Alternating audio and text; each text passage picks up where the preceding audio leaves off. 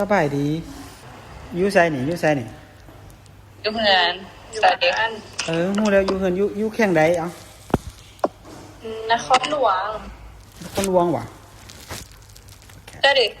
ข่อยอยู่เวียดนามเวียดนามโอ้ซินเจ้าxin chào em biết nói tiếng Việt không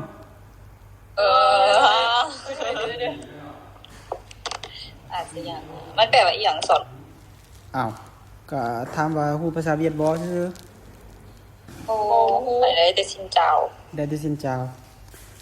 ภาษาลาวน้อยนึงเห็นผู้น้อยนึงมาอยู่ลาวได้2ปี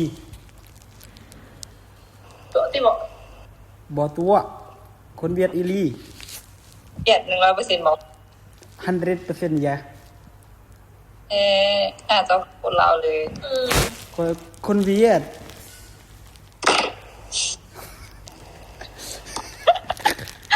ตัว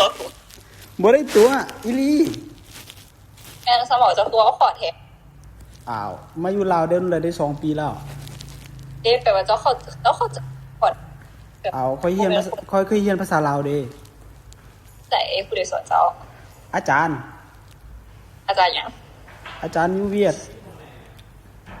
แล้วตอนนี้อยู่ไสตอนนี้หวะตอนนี้ยังอยู่เวียดยังอยู่ลาว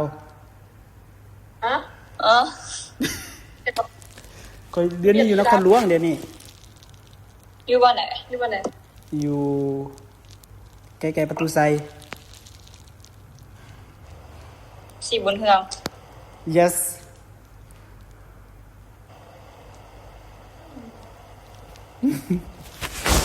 เอาบ่เสือหวะบ่อ้าวก็อยู่ไสในนครหลวงน่ะอยู่แถวดงโลกดงโลกรู้จักอยู่อ่ะฮู้ดงนี่ยังดงโลกก็คือซื้อบ้าน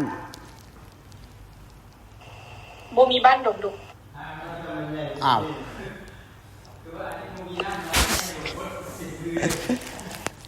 ซื้อยังก่อนเอาก็จะปิดแล้วใช่ปะก็จีใกล้30ละดิกก็แม่นอตาโนมาโนแกมกว่าเนี่ย